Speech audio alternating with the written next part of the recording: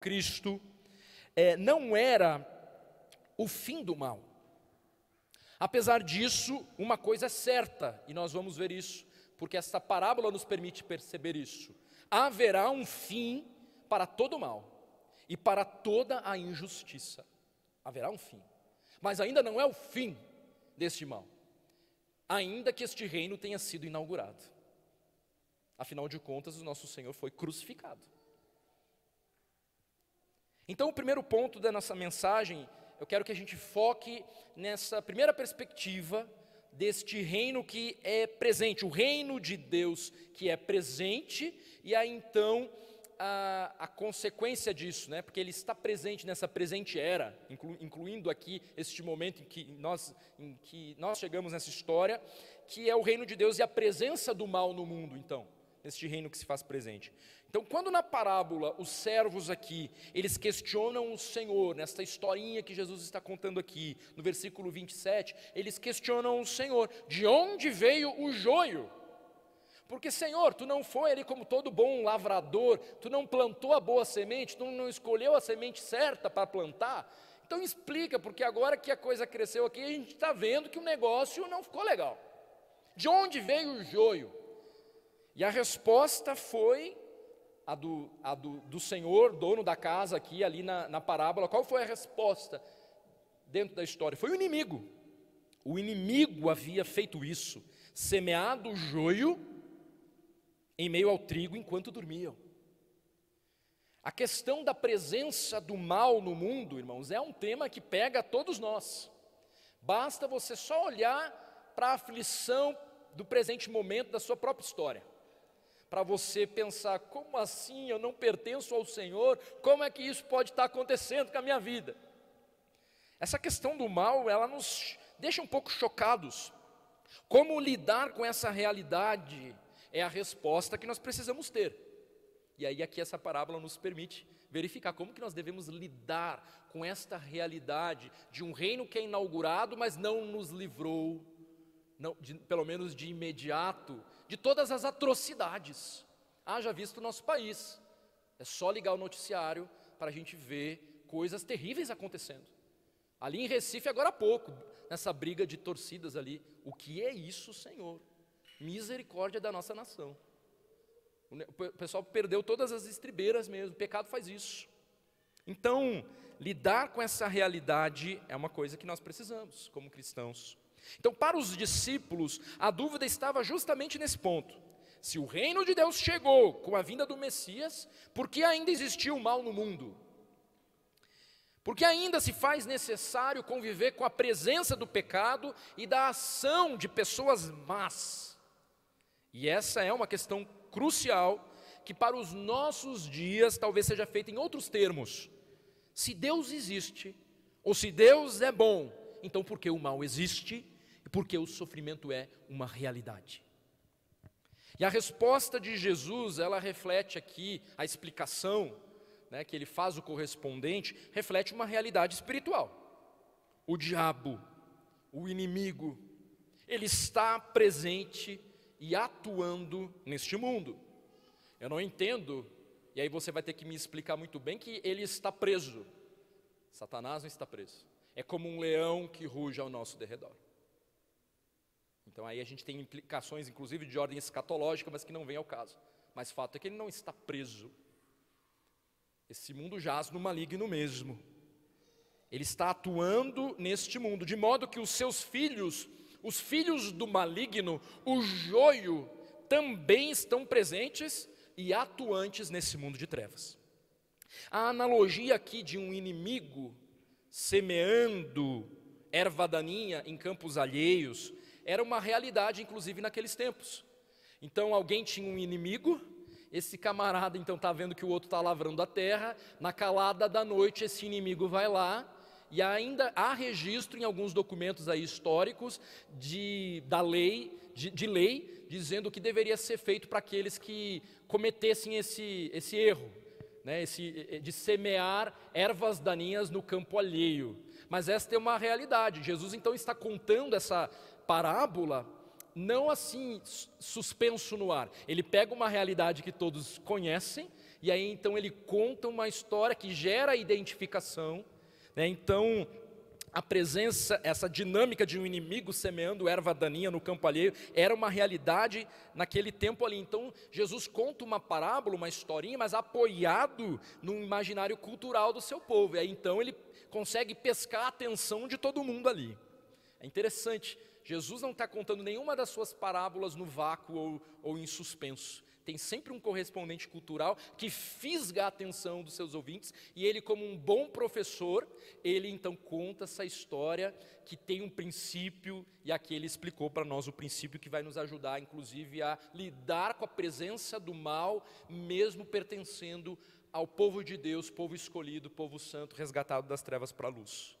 Então, aqui é claro que há uma atitude mesquinha, né, desse inimigo cruel ainda e covarde, porque ao invés de ele encarar esse inimigo ali, vamos lá, vamos argumentar aqui, ele vai na calada da noite e planta a erva daninha. Então é um covarde. E esta atitude mesquinha, cruel e covarde é colocada em paralelo com a atividade do diabo neste mundo, indicando que para cada plano, então, meus irmãos, benevolente de Deus, muito provavelmente o adversário, Satanás, ele está disposto a colocar areia, a agir de forma sorrateira.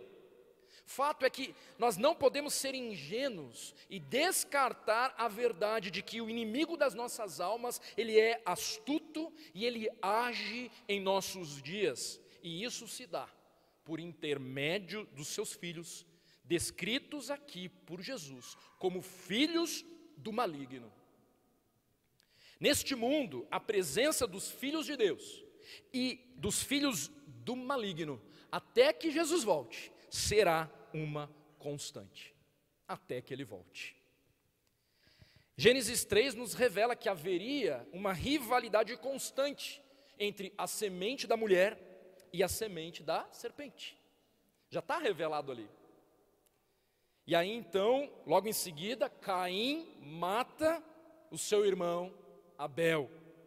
E João, na sua primeira carta, capítulo 3, versículo 12, ele vai se referir a Caim, que aquele que era do maligno, que pertencia ao maligno, joio.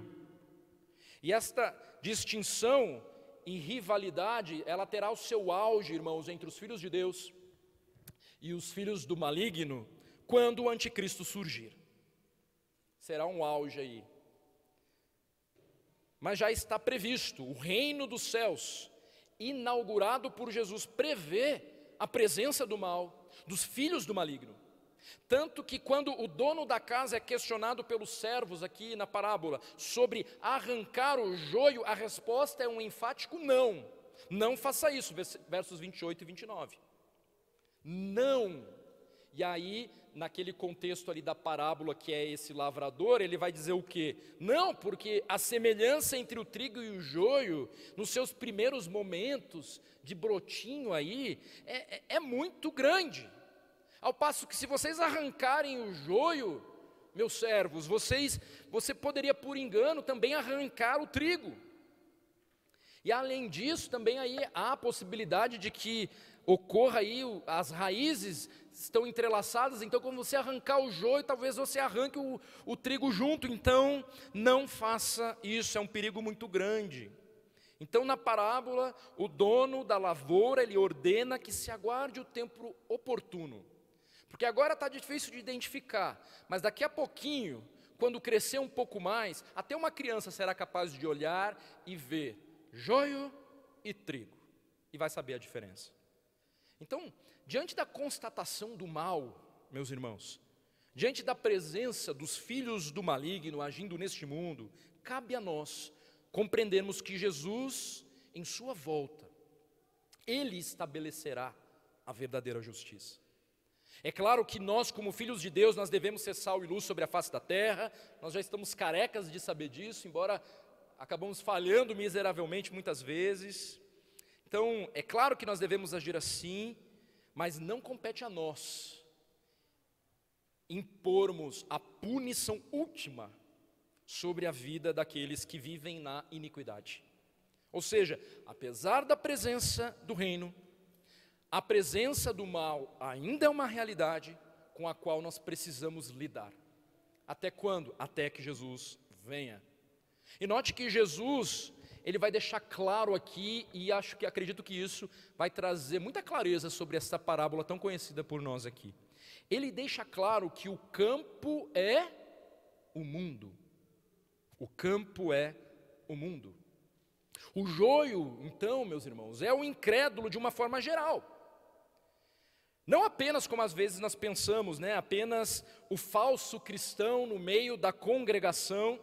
É claro que, inevitavelmente, o joio acabará sentado nos bancos das igrejas, mas aqui o campo em que o joio foi semeado é o mundo. E o joio, então, é todo e qualquer incrédulo, inclusive aqueles que se assentam nos bancos das igrejas com a sua religiosidade, que a Deus não engana ninguém. Então essa noção é importante porque nos livra de uma conclusão errada, a de que nós não devemos fazer nada diante de falsos crentes, hereges dentro da igreja. E não tem nada disso. Você já deve ter vivenciado isso.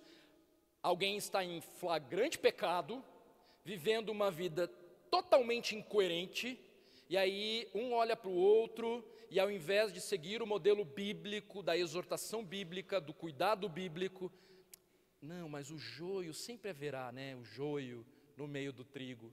O que nós podemos fazer? Nada, porque quem vai separar o joio do trigo não somos nós. Então não podemos julgar.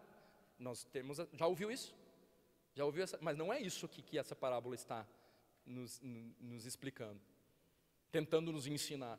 Até porque seria incoerente com tantas outras palavras, com outros textos bíblicos que nos indicam que o pecado precisa ser levado a sério. Ou seja, esta parábola não é um texto para ensinar que não se deve ter disciplina bíblica na igreja, ou que não se deve ter separação daquilo que não condiz com a fé verdadeira. Até porque, à luz de Mateus capítulo 18, por exemplo, nós temos o dever de tratar o pecado. Paulo, no episódio em que a igreja era conivente com um homem que dormia com a madrasta, ele também foi categórico. Vocês lembram que Paulo ordenou que os irmãos fizessem? Ele não sugeriu, ele deu uma ordem: não permitam isso, expulsem esse homem do vosso meio. Mais tarde esse homem se arrepende, é quebrantado, e Paulo então escreve na outra carta o quê? Irmãos, vamos lá, traz para perto. Ele se arrependeu, traz para perto. Mas, entenda, quando a gente tem só uma visão, essa visão mais limitada de que o joio, essa ideia de joio e trigo não nos dá licença para a gente ficar conivente com o pecado. Então entenda isso, porque o restante da Bíblia não nos permite viver assim. Não há espaço para se imaginar que Jesus esteja ensinando aqui o relativismo, ou que nós não devemos nos posicionar contra o mal de forma clara, visando a preservação da igreja e a restauração da pessoa. Semana passada eu falei para vocês, nós somos sal e luz neste mundo, e aí então somos instrumentos, sim, desde já, desta justiça do reino. E nós não podemos nos calar diante do mal, dos perversos deste mundo, de fato. Claro, usando as armas e os recursos que Deus nos deu. Mas nós não podemos nos calar diante da iniquidade quando ela está estampada diante dos nossos olhos. É claro, nós não somos o juiz e não damos a última sentença, mas nós somos a igreja do Senhor Jesus Cristo, de modo que devemos nos comportar e nos portar de uma maneira que o nome dele é exaltado e glorificado, e a palavra dele é honrada em nosso meio, no nosso trato, no cuidado mútuo. Então, nesta parábola nós estamos diante de uma visão mais abrangente, que tem a ver com dois tipos de pessoas que existem neste mundo: o trigo e o joio, os salvos e os perdidos, os justos e os ímpios. E nesta perspectiva não é muito difícil de compreender. Existem muitos incrédulos com uma ética de vida mais bem adequada do que muitos crentes. E muitos crentes ainda vivendo de uma forma um tanto quanto duvidosa. É que a gente olha e às vezes fica um pouco, que é isso? O que está acontecendo aqui? Quanta incoerência. E a salvação é pela graça. O que não é para transformar em libertinagem essa liberdade que temos em Cristo. Então, como igreja, nós precisamos sim proclamar o Evangelho, que é o poder de Deus para salvar e transformar. E também nós devemos entrar em uma dinâmica de discipulado, de cuidado mútuo, para que a gente cresça à semelhança do caráter de Cristo. Mas é fato que nós não somos capazes nem de transformar ninguém, e muito menos de fazer uma separação agora, nesse exato momento, entre o cristão e o ímpio. Ao passo que Jesus, nós não temos como sair desse mundo, né? Nós temos que permanecer aqui. Se a gente tivesse que fazer essa separação, a gente teria que sair desse mundo mesmo, mas não tem. Está nos proposto uma jornada na qual lidar com o ímpio faz parte desta jornada, sendo sal e luz neste mundo. Nós não somos estes que farão a separação, embora devemos nos posicionar como sal e luz, porque nem sempre vai ser fácil, inclusive. Imagina, se eu e você tivéssemos essa função, provavelmente nós falharíamos grandemente. Ainda bem que Deus não nos trata segundo o nosso próprio julgamento, da maneira como nós julgamos o nosso próximo. Ainda bem que Ele não nos trata da mesma maneira, porque certamente nós seríamos consumidos. Então não compete a nós, mas isso não é uma licença para nós não vivermos Mateus capítulo 18. Que inclusive em alguns momentos, dado o contexto, sim, haverá necessidade de uma disciplina, sim, à luz dos olhos de toda a igreja. Por quê? Porque a palavra de Deus nos orienta que assim seja, para que todos temam, inclusive se for um presbítero, para que todos temam. Deus tem um propósito para a disciplina. E disciplina não é sinônimo de falta de amor. Pelo contrário, tem a ver com o amor verdadeiro. O amor que cuida, que restaura. Carecemos mesmo da intervenção de Deus para vivenciar tudo isso. Porque sim, há muitos erros. Nós erramos. Nós somos falhos. Que bom que o nosso Deus não erra. E aí, e nesse sentido, até como quando alguém, até numa disciplina essa que acaba, a semelhança desse homem que foi determinado que fosse expulso, né? Porque estava naquele contexto ali, isso não tira a salvação de ninguém, não tem nada a ver com salvação, não se trata de salvação. Igrejas erram, inclusive nesses contextos, né? Agora não é porque erra, que agora então, por medo de errar, deixamos de ser obedientes ao Senhor. O pecado precisa ser levado a sério. Agora, pecado confessado é pecado perdoado. Então, irmãos, inclusive aqui no nosso contexto de igreja, tantas maravilhas que o Senhor faz, eu posso falar por mim, no contexto pastoral, em que não sai do gabinete pastoral, porque houve perdão e restauração. Não vai nem para o conselho espiritual, porque esse é o princípio bíblico. Houve perdão, restauração, andando juntos, aí sim, insiste, aí sim, vai andando os outros passos à luz de Mateus 18. Mas há tantas maravilhas quando um pecador se arrepende, e acredito que essa certamente é um dos benefícios de ser um pastor, de você ver Deus agindo de forma milagrosa, com perdão e restauração. Isso é muito bom. Dentro de tantas angústias, certamente essa é uma que vale a pena trazer à memória, para perseverar até o fim no chamado pastoral. O Senhor faz a sua obra no nosso meio. Então, irmãos, dito isso, enquanto nós cumprimos com o nosso papel nesse mundo de trevas, sendo integrantes do reino de Deus, suportando o mal, aguardamos o retorno de Jesus, que certamente colocará tudo em ordem. Agora, é necessário ter paciência, pois ainda não chegou o tempo da separação, e sim o tempo da missão. É tempo de missão, não de separação. Esse tempo de espera, então, não é apenas um período de suportar o mal, Vamos lá, gente, é triste mesmo, suporta. Levanta aí, amanhã é segunda-feira. Não se trata só de suportar todo o mal deste mundo, mas também trata-se de um momento de oportunidade para proclamar o Evangelho.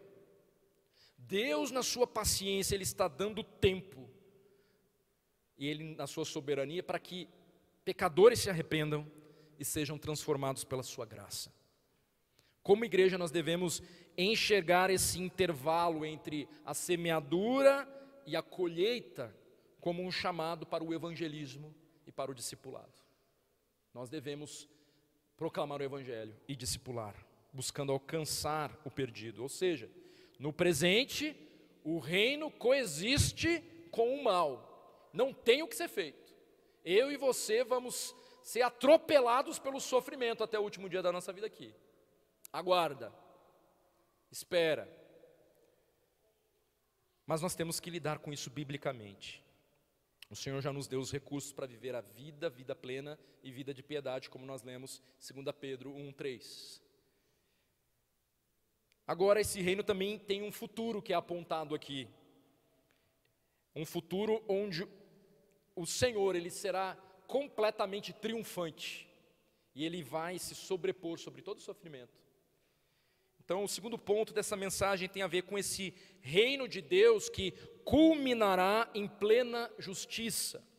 Então, se o primeiro ponto nos alertou e nos fez ver que este reino de Deus inaugurado, ele ainda coexiste com a presença do mal, e nós temos que aprender a lidar biblicamente com isso, há uma segunda face desse reino que tem a ver com o futuro, onde Deus virá com a sua plena justiça. Verso 30.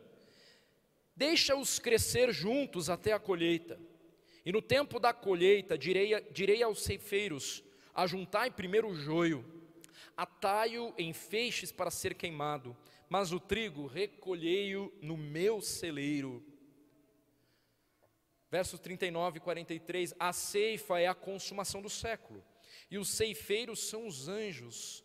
Pois assim como o joio é colhido e lançado ao fogo, assim será na consumação do século. Mandará ao Filho do Homem os seus anjos, que ajuntarão do seu reino todos os escândalos e os que praticam a iniquidade, e os lançarão na fornalha acesa. Ali haverá choro e ranger de dentes. Então os justos resplandecerão como o sol no reino de seu Pai. Então note que nós não somos os ceifeiros nesse momento escatológico aqui, do retorno de Deus, desse último juiz que dá a sentença final. Os ceifeiros são os anjos, que obedecem ao Filho do Homem na consumação do século. Então no fim dos tempos haverá sim uma separação definitiva e precisa entre o joio e o trigo. Os que estiverem vivos ali neste momento histórico. Então os anjos, de certa forma, eles anseiam por este momento, porque os anjos, pasmem irmãos, eles não suportam ver o homem rebelde contra um Deus todo-poderoso. Então eles estão ali, me segura, porque essa separação, eles estão ansiando este momento, porque eles não suportam ver o homem rebelde contra o Deus Todo-Poderoso. Mas até mesmo eles devem aguardar. E eles se submetem às ordens deste Deus Todo-Poderoso. Deus, Ele é totalmente tolerante e longânimo. Ele aguarda o tempo oportuno. Na consumação do século, no dia do Senhor, Ele então se levantará. E Ele dará ordens aos seus anjos, que cumprirão com o seu papel, separando o justo do injusto. Então, diante do que é mal, a certeza de que haverá sim um julgamento. O joio será então arrancado, o mal será eliminado e a justiça prevalecerá. Nós devemos lidar com a presença do mal no mundo com esta perspectiva. Essa perspectiva futura deve nos mover a uma resposta de paciência, especialmente quando nós temos que suportar o mal aparentemente triunfando diante dos nossos olhos.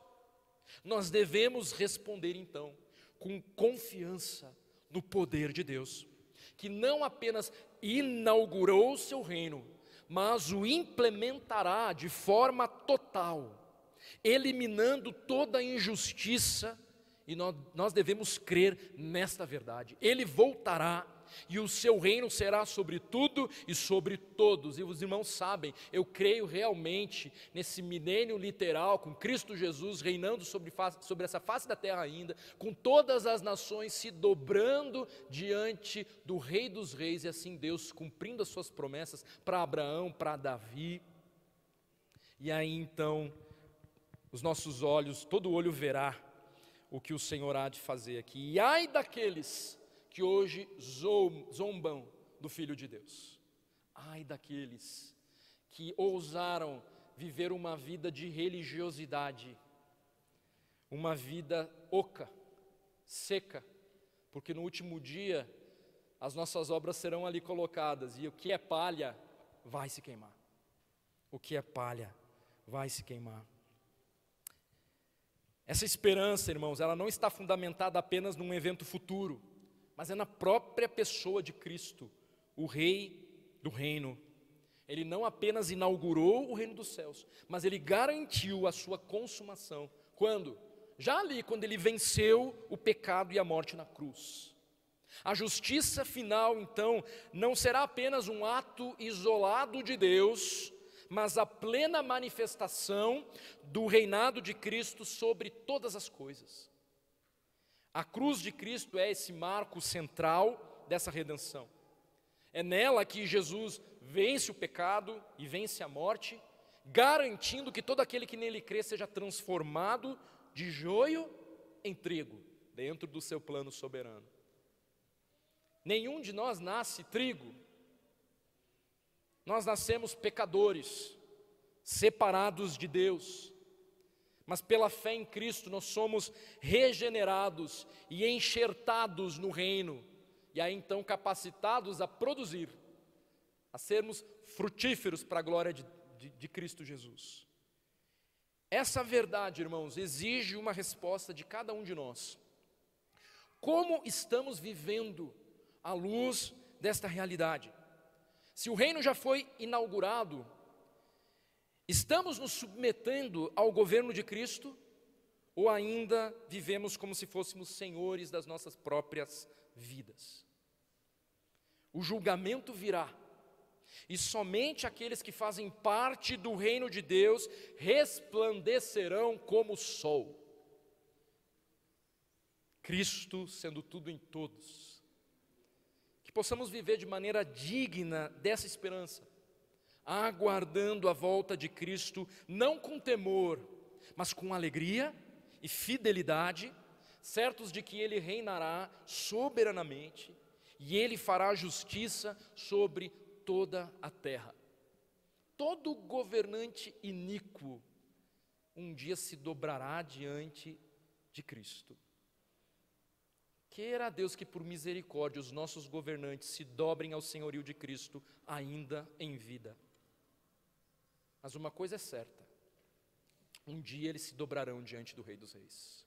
E aqueles que não conhecem a Cristo passarão a sua eternidade no inferno, com uma justa sentença. Mas você pode olhar para você, ufa, ainda bem que eu não sou tão corrupto como aquele político X, Y. Mas diante de Deus, todo pecado é pecado. E na sua santidade não há presença, não suporta a presença do pecado, vamos dizer assim. Embora no inferno todos enfrentem a presença da justiça de Deus de uma forma plena. Então se hoje você percebe que a sua vida tem mais características de joio do que de trigo, saiba que há tempo de se arrepender. Deus, na sua paciência, Ele está dando a oportunidade de nos voltarmos para Cristo, aquele que morreu e ressuscitou para nos dar vida. Então não deixe para depois, crianças, não deixe para depois, entregue-se a Cristo Jesus. o tempo da colheita, a colheita que verdadeiramente importa, virá. E somente os que estão em Cristo farão parte do celeiro eterno. Então que possamos confiar nele, viver para ele e proclamar a sua glória até que ele venha. E para nós que somos esse trigo, irmãos, há tempo aí de aparar as arestas. É uma palavra que também nos permite refletir sobre o modo como nós temos vivido. Nós somos sal e luz nesse mundo, não podemos viver de qualquer maneira. Então, o meu apelo é para que você confesse os seus pecados diante de Deus e diante dos homens e seja curado pelo Senhor. Porque aquilo que parece muito difícil, é melhor que esteja na luz. Porque quando nós trazemos na luz, aquele que quer adorar a Deus se aproxima da luz. Que ama a Deus se aproxima da luz. Quando nós nos aproximamos do Senhor, e então colocamos tudo ali debaixo dessa luz maravilhosa que penetra todas as coisas, irmãos, aí que a nossa vida começa. Enquanto você insistir, mesmo salvo, em viver num submundo, irmãos, é vida medíocre mesmo. Confesse os seus pecados, arrume as arestas que precisam, para que você seja de fato eficiente. É claro que Deus nos usa apesar de nós, você já deve ter percebido isso. Em algum momento onde você estava ali derrotado mesmo, e ainda assim Deus te usou, que você fica, como é que pode? Isso é a paciência do Senhor sobre a sua vida também. Mas Ele não deseja que você continue vivendo de uma forma tão medíocre, porque Ele te resgatou das trevas para a luz. Você foi resgatado, pertence a este reino. Viva de uma maneira coerente com este evangelho que você professa crer. E é possível. Deus não nos deixou desamparados. Ele nos deu a sua palavra. Ele nos deu o seu Espírito Santo, que é o próprio Deus habitando em nós. E Ele nos deu a sua igreja. Aquele que se isola, busca os seus próprios interesses, é um insensato. Provérbios 18:1. Abandone o pecado. O Senhor nos dá mais uma oportunidade para a restauração dos nossos casamentos, dos nossos relacionamentos. Ele nos dá a oportunidade a cada dia, suas misericórdias têm se renovado. Decida obedecer ao teu Senhor, porque Ele te resgatou por um alto preço para você fazer diferença. E às vezes isso vai resultar numa interação com o incrédulo. Às vezes nós precisamos mesmo pedir perdão da nossa conduta para incrédulos. Pois faça isso e o nome do Senhor será honrado, porque você estará obedecendo ao Senhor. Quando nós nos dispomos a obedecer ao Senhor, irmãos, nós não conseguimos mensurar ou calcular o que Ele faz, a obra que Ele faz, através de nós, apesar de nós. Mas cuidado com a aparência de religiosidade, que o Senhor tenha misericórdia de nós. Eu já mencionei para vocês de um professor que se converteu no seu terceiro ano, professor meu que se converteu no seu terceiro ano de seminário. Graças a Deus, porque esse homem entendeu o Evangelho no seu terceiro ano de seminário e não se intimidou com isso e teve um encontro real com Cristo. Se hoje você tem verificado em todos os seus anos de igreja uma mera religiosidade, arrependa-se dos seus pecados e encontre em Cristo o teu Salvador, que leva o fardo pesado que a religiosidade traz, e passe a viver a vida plena que Cristo tem para te oferecer. Se renda ao senhorio de Cristo, e Ele então satisfará os deleites do teu coração. Tanto descontentamento, tanta escuridão, não é que seja, mas pode ser um grande sinal de que você ainda é joio e não é trigo.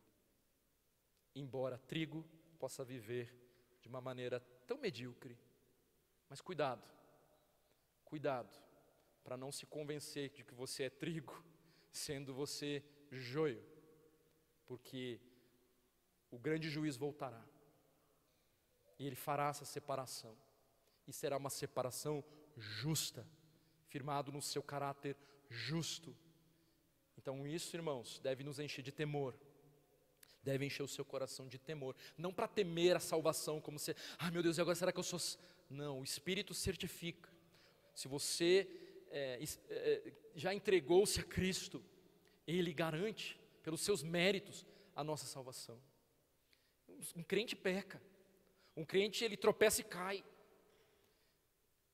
mas ele confessa o seu pecado, ele deixa, ele encontra o alívio da paz daquele que confessa os seus pecados e é curado. E isso está disponível para mim e para você, nós os que pertencemos a Cristo Jesus. E não devemos desperdiçar isso que Deus nos deu, né? Esta capacidade de sermos renovados, ainda que tendo que conviver ainda nesse mundo de trevas. Isso é para mim e para você. Então vamos viver isso. É isso que o Senhor tem para nos oferecer, esta certeza do seu perdão e da sua longanimidade e da sua bondade. Possamos viver esse Evangelho e aí então proclamar esse Evangelho com ousadia nesta semana, olhando para a grande salvação que nós recebemos. Porque se nós olharmos para nós mesmos, nós não vamos poder abrir a boca, mas porque fomos resgatados, nós podemos sim ser sal e luz nesse mundo.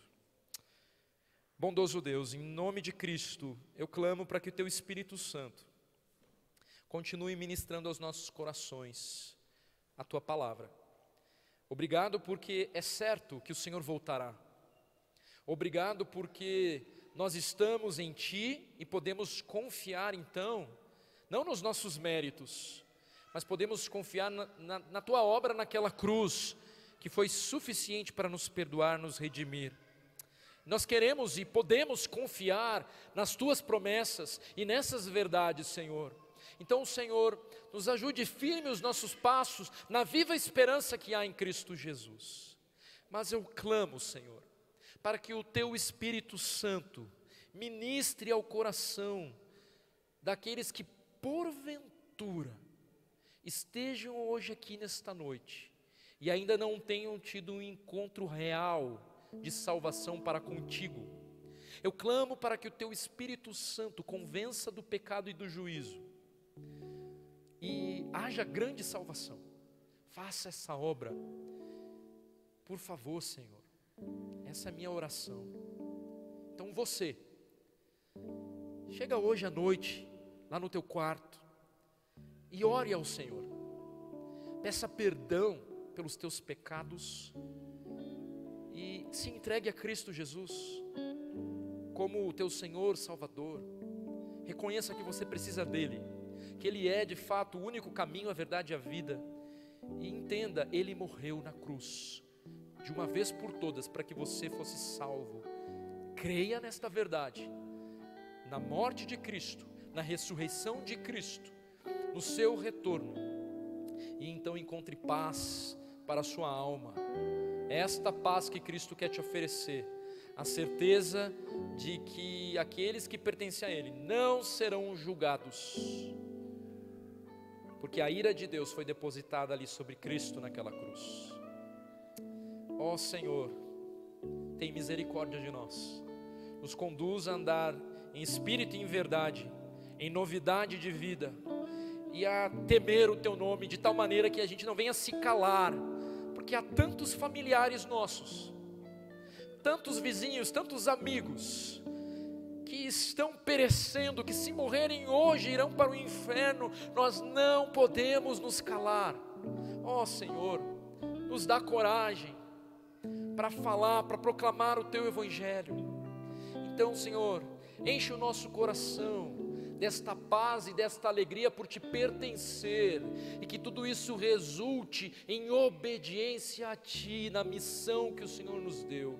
Não é tempo de separação, nós não somos estes, só Tu é o único juiz, mas nós somos os Teus filhos e queremos cumprir com a Tua missão, proclamar o Evangelho a toda criatura, ao próximo, aquele que está ao nosso lado. Ó Deus, nos instrua nesse sentido, e que possamos ser testemunhas do Teu grande feito, porque o Senhor salva, liberta e transforma verdadeiramente, nos dá o privilégio de sermos sal e luz. por favor, Senhor, firma os nossos pés na rocha, que é Tu, Senhor Jesus Cristo. Por favor, Senhor, esta é a nossa oração, esta é a minha oração. Nós clamamos pelo nome santo de Jesus Cristo. Amém.